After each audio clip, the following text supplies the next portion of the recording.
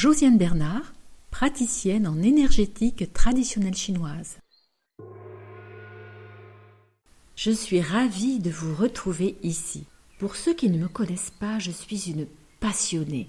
J'adore mon métier et je souhaite vous faire partager ma passion, mon métier, au fil des mois, au travers de différents audios. Je souhaite vous faire partager un modeste aperçu de la médecine traditionnelle chinoise avec ses différentes approches thérapeutiques. Et pour ce faire, j'ai décidé de commencer par une initiation à l'étude des Zhangfu, c'est-à-dire l'étude des organes et des viscères. Voyez-vous, ce qui est intéressant, c'est que bien que la médecine traditionnelle chinoise s'appuie sur des bases très anciennes, elle est en perpétuel mouvement et en perpétuelle évolution, notamment en ce qui concerne l'acupuncture. Pour ces audios, je procéderai toujours suivant la même trame. Dans un premier temps, je ferai un bref descriptif de l'anatomie et des fonctions de l'organe ou du viscère concerné, conformément à la médecine occidentale. Puis, dans la vision chinoise, j'aborderai l'organe ou le viscère en partant de sa situation énergétique, puis de sa fonction, et surtout, nous découvrirons sa nature et ses nombreuses correspondances, notamment dans son environnement, dans la nature, avec les planètes, avec les métaux, les minéraux, avec les saisons, les 5 éléments, là vous connaissez, l'eau, le bois, le feu, la terre et le métal, avec les 5 sens, avec les saveurs et les vertus. Vous découvrirez une vision différente de la vision occidentale, mais vous vous rendrez compte aussi que cette vision n'est jamais en opposition avec la médecine occidentale. Bien au contraire, elle s'avère toujours complémentaire.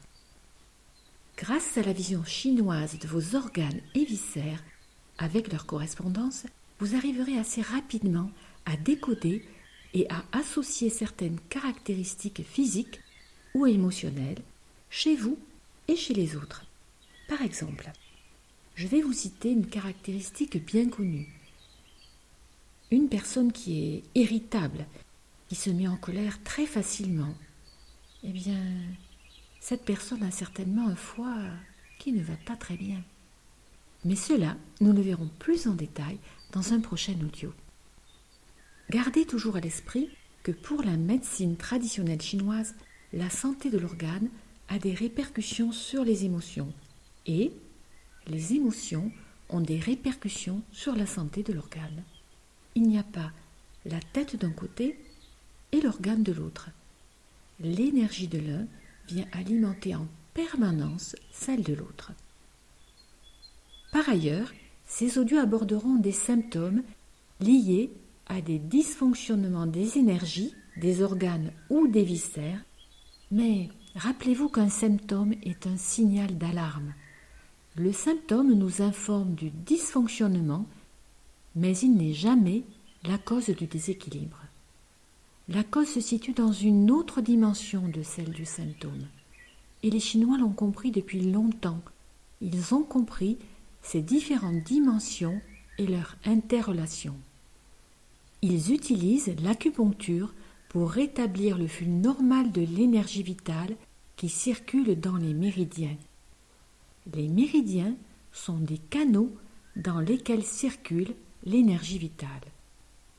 La santé ou le dysfonctionnement ne se limite donc pas à la présence ou à l'absence de symptômes, mais représente un état d'harmonie ou de disharmonie de l'être dans son ensemble ou dans une de ses parties. Le but de ces audios n'est pas de vous faire un cours.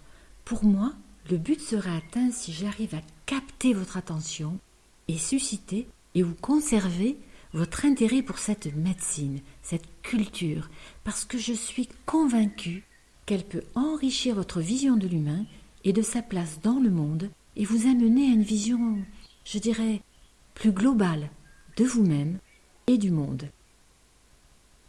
Voilà, cette brève présentation prend fin.